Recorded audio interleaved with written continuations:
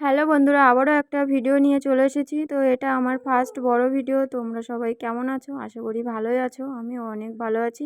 কালকে আমরা সবাই মিলে পিকনিক করেছিলাম। তো তোমাদেরকে দেখাবো যে কালকে আমরা পিকনিকে কি কি করেছি আর পিকনিকে কী কী মেনু ছিল সেটাও তোমাদেরকে দেখাবো।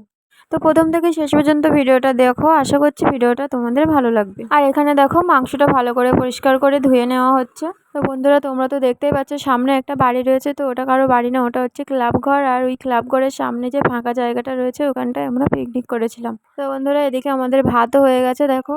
তো এবারে কড়াইতে ডাল চাপানো হয়েছে আর ডালটা উতলে পড়ছিল, ওই জন্য আমি খুন্তি দিয়ে একটু ঘেঁটে দিচ্ছিলাম। ভিডিওটা প্রথম থেকে শেষ পর্যন্ত দেখতে থাকো, তোমরা বুঝতে পারবে কি কি মেনু হয়েছিল। তো ডালটা আমাদের হয়ে গেছে, এবারে আলু ভাজা করছে।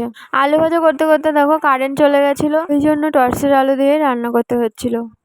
আলু ভাজাটাও হয়ে গেছে, এবারে ওলটা ভেজে নেওয়া হচ্ছে। আর কারেন্টও চলে এসেছে। আর পাখাটা আমরা ইট দিয়ে করেছিলাম, কিন্তু কত সুন্দর জ্বলছে দেখো।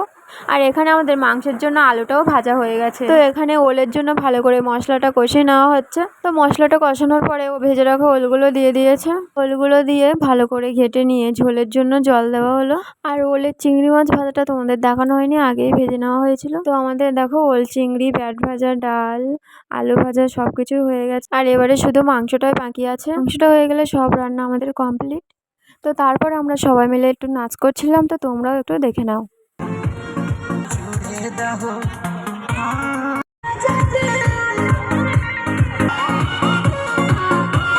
আর এখানে আমাদের পাপনও নাচ করছিল দেখো।